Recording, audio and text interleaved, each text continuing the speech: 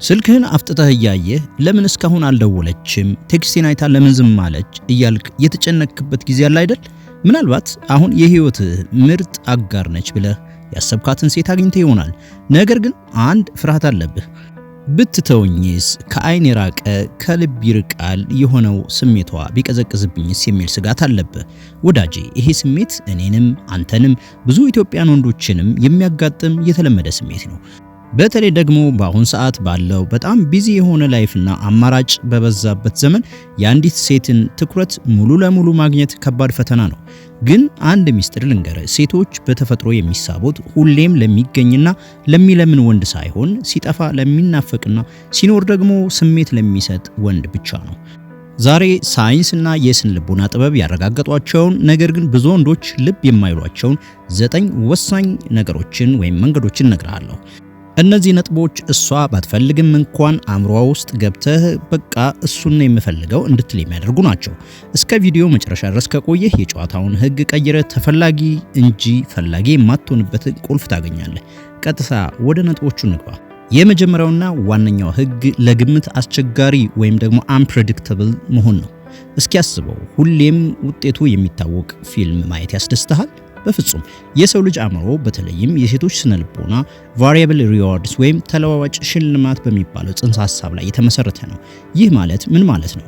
አንድ ነገር ሁሌም በተመሳሳይ ሰዓት በተመሳሳይ መንገድ የምታገኘው ከሆነ አእምሮህ ለሱ ትኩረት መስጠት ያቆማል። ብዙ ወንዶች እዚህ ሀገር የሚያደርጉት ነገር አብዛኛው ስህተት ነው። ጧት እንደምን አደርሽ፣ ማታ ደህና ደሪ፣ ቀን ምሳ በላች እያሉ ልክ እንደ ሮቦት መሆን ነው ስራቸው። እሷ ያንተን ቀጣይ እርምጃ መገመት ከቻለች ናፍቆት አይኖርም። ምክንያቱም ናፍቆት የሚፈጠረው አሁን ምን እያደረገ ይሆን ከሚል ጉጉት ነው።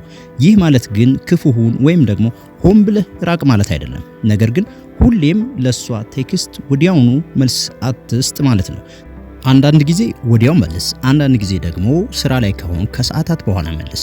ፕሮግራም ስትይዙ ሁሌም እሷ በፈለገችበት ቦታ ብቻ አትስማማ። የራስን አዲስ ሐሳብ አምጣ። ዛሬ ቦሌ ከተገናኛችሁ ለሚቀጥለው ሳምንት ፒያሳ ወይም ሌላ ቦታ በድንገት ውሰዳት።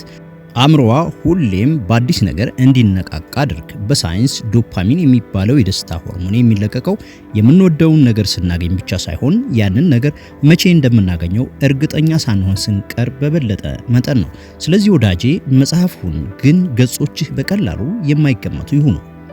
ሁለተኛው ነጥብ አብራችሁ በምትሆኑበት ጊዜ የምትተወው አሻራ ነው። በስነ ልቦና ፒክ ኤንድ ሮል የሚባል ሕግ አለ። ሰዎች አንድን ክስተት የሚያስታውሱት በቆይታው እርዝመት ሳይሆን በዚያ ክስተት ውስጥ በተሰማቸው ከፍተኛ ስሜትና በመጨረሻው ስሜት ነው። ብዙዎቻችን ከሴት ጋር ስንሆን ስለ ችግር፣ ስለ ፖለቲካ ወይም ስለ ኑሮ ውድነት በማውራት ጊዜያችንን እናባክናለን። ይህ ስህተት ነው። እንድትናፍቅህ ከፈለግ አብራችሁ ስትሆኑ ዓለምን የሚያስረሳ ሳቅ፣ ጨዋታና መነቃቃት መፍጠር አለበት። ኢትዮጵያ ውስጥ ብዙ ጊዜ ካፌ ተቀምጦ መታየት ብቻ ነው የተለመደው። አንተ ግን ለየት በል። አብራችሁ የሆነ ጨዋታ ተጫወቱ፣ ወይም በእግር ወክ አድርጉ፣ ወይም ደግሞ አንድ አዲስ ነገር እዩ። ዓላማ ከሷ ጋር ስትለያይ እሷ ላይ ከፍተኛ የሆነ የደስታ ስሜት መተው ነው። ስትለያዩ በደስታ ተሞልታ ወደ ቤቷ ከገባች ያ ስሜት ሲቀዘቅዝ አእምሮዋ ያንን ስሜት ይሰጠኝ ማን ነው ብሎ አንተን መፈለግ ይጀምራል። ያኔ ነው ናፍቆት የሚመጣው። ልክ ሱስ እንደሚያስይዝ ነገር ያንተ መገኘት የደስታ ምንጭ እንደሆነ ለአእምሮዋ አስረግጠህ ንገረው። አሰልቺ ከመሆን አጭርና ጣፋጭ ቆይታ ማድረግ በሽጥፍ ይበልጣል። ሶስተኛው ነጥብ ላዩን መንካት ሳይሆን ውስጡን መንካት ነው። ቆንጆ መሆን ወይም ኪስህ ሙሉ መሆን ለአጭር ጊዜ ሊስባት ይችላል። እንድትናፍቅህ የሚያደርገው ግን የፈጠራችሁት ስሜታዊ ትስስር ነው። ሴቶች ስሜታዊ ፍጥረታት ናቸው። ከሷ ጋር ስትሆን ስለሷ ህልም፣ ስለ ልጅነት ትዝታዋ፣ ስለምትፈራው ነገር አውራ። ሰርፈስ ሌቭል ወይም ደግሞ የላይ ወሬዎችን፣ ለምሳሌ ስራ እንዴት ነው የሚለውን ትተህ በህይወትሽ በጣም የምትፈሪው ነገር ምንድነው? ወይም ደግሞ ልጅነትሽ እንዴት ነበር ብለህ ጠይቃት። አንተም በተራህ ግልጽ ወይም ደግሞ አንዳንድ ነገሮችን ለመናገር አትፍራ። ብዙ ወንዶች ስሜትን ማውራት እንደ ድክመት ይቆጥሩታል። ይሄ ትልቅ ስህተት ነው። የራስን እውነተኛ ማንነት፣ ያሳለፍከውን ፈተናና ያሸነፍከውን ትግል ስታካፍላት እሷም ወደ አንተ ልብ ትቀርባለች። ሰዎች ሚስጥራቸውን የሚያውቅን ሰው ይናፍቃሉ። እሷን በጥልቀት ባወካት ቁጥር እሷም አንተን እንደ መሸሸጊያ ዋሻ ወይም ደግሞ ኮምፎርት ዞን ወይም የምቾት ዞን ትቆጥራለች። ይህ አይነቱ ትስስር ሲፈጠር አብራችሁ የማትሆኑበት ሰዓት የሆነ ነገር ሲገጥማት መጀመሪያ የምታስበው ሰው አንተ ትሆናለህ። ይሄን ለሱ ብነግረው ምን ይለኝ ነበር ብላ ታስባለች። ይህ ደግሞ የናፍቆት ሁሉ አባት ነው። አሁን ወደ ወሳኙ ነጥብ እንምጣ። ብዙዎቻችን ወንዶች በፍቅር ስንወድቅ መላ ህይወታችንን በሴቷ ዙሪያ እናሽከረክራለን። ጓደኞቻችንን እንረሳለን፣ ሆቢዎቻችንን እንተዋለን። ይህ ኮዲፔንደንሲ ወይም ጥገኝነት ይባላል እና እመነኝ ይህ ለሴቶች እጅግ በጣም አሰልቺ የሆነ ባህሪ ነው። ሴት ልጅ እንድትናፍቅህ አንተ የራስህ የሆነ እሷ ለትቀላቀለው የምትመኘው አስደሳች ዓለም ሊኖርህ ይገባል። በስነ ልቦና የስካርሲቲ ፕሪንሲፕል ወይም የብርቅነት መርህን አስታውስ። አንድ ነገር በብዛት ሲገኝ ዋጋው ይቀንሳል፣ ለማግኘት ሲከብድ ደግሞ ዋጋው ይጨምራል። ሁሌም እቤት ተቀምጠህ የሷን ጥሪ የምትጠብቅ ከሆነ ዋጋ የዛኑ ያህል ይወርዳል። ይልቁንስ የራስህ ህይወት ይኑርህ። ስራህን አክብር። ኳስ የምታይ ከሆነ ሂድና እይ። ከጓደኞች ጋር የምትዝናና ከሆነም እንዲሁ። ለደስታህ በሷ ላይ ብቻ እንዳልተደገፍክ ስታይ ላንተ ያላት አክብሮት ይጨምራል። ይሄ ሰውዬ ከኔ ውጭም ሙሉ ነው፣ ስለዚህ የህይወቱ አካል መሆን እድል ነው ብላ እንድታስብ አድርጋት። በራስ መተማመን ያለውና የራሱ ዓላማ ያለው ወንድ ሁሌም ይናፈቃል።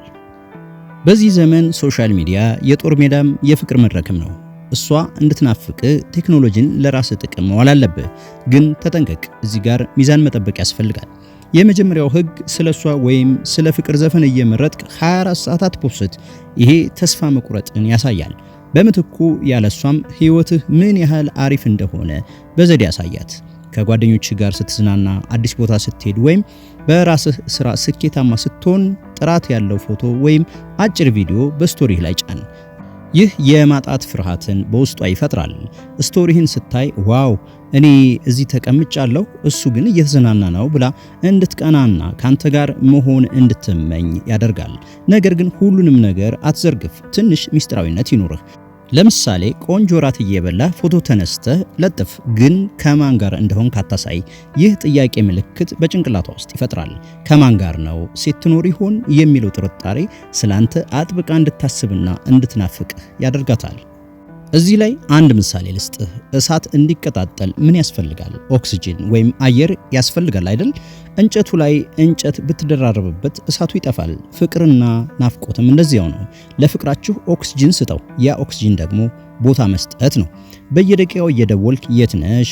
ማን ጋር ነሽ? ለምን ስልክ አታነሽም? የምትል ከሆነ አንተ ፍቅረኛ ሳትሆን ተቆጣጣሪ ወይም ደግሞ ጨቅጫቃ ሰው ትሆናለህ። ይህ ደግሞ በጣም ያሸሻል። እሷ እንድትናፍቅህ የምትናፍቅበትን እድል ስጣት። እደግመዋለሁ፣ የምትናፍቅበትን እድል ስጣት። ሁሌም ካጠገቧ ካለ እንዴት አድርጋ ትናፍቅሃለች? የላከችውን ቴክስት አየኸው ማለት ወዲያው መመለስ አለብህ ማለት አይደለም።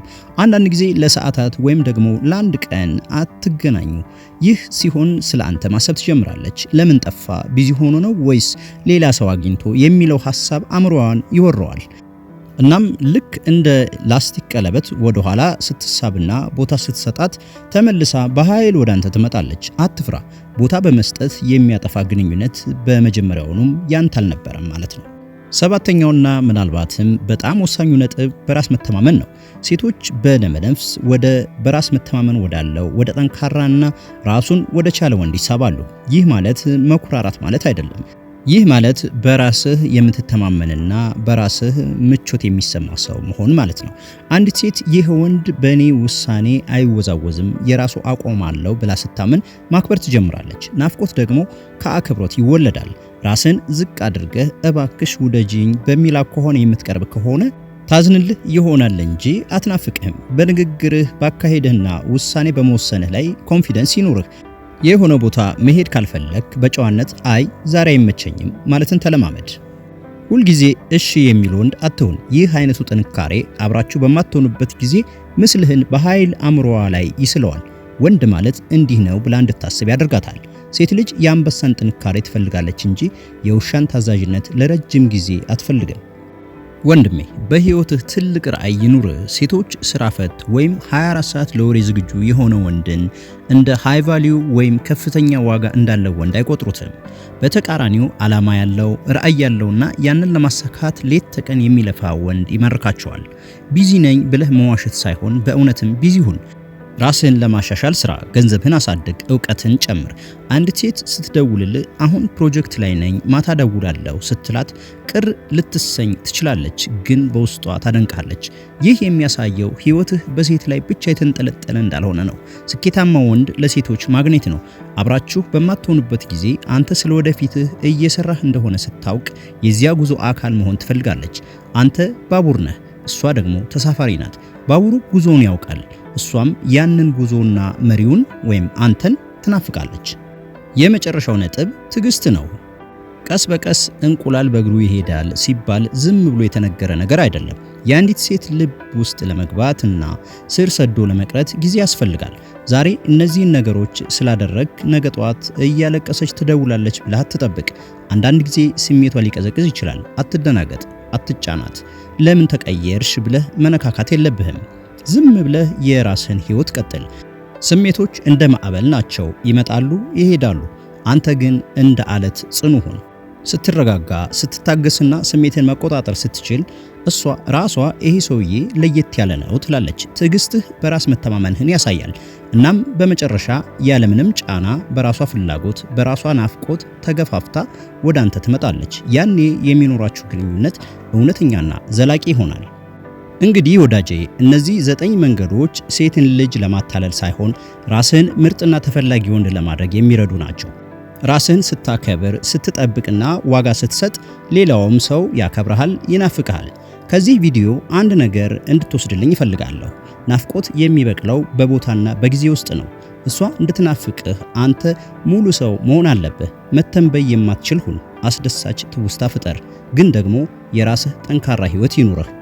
እናም የዛሬው ጥያቄ ይሄ ነው። ከነዚህ 9 ነጥቦች ውስጥ ላንተ በጣም ከባድ የሆነው የትኛው ነው? ቦታ መስጠት ወይስ ስሜትን መቆጣጠር? ኮሜንት ላይ አሳውቀኝ፣ እንወያይበታለን። ይህ ቪዲዮ እንደጠቀመህ አልጠራጠርም። ላይክ ማድረግና ለጓደኞችህ ማጋራት እንዳትረሳ። ለቻናላችን አዲስ ከሆንክ ሰብስክራይብ በማድረግ የዚህን ምርጥ ቤተሰብ ተቀላቀል። በሚቀጥለው ቪዲዮ እስከምንገናኝ ድረስ ሰላም።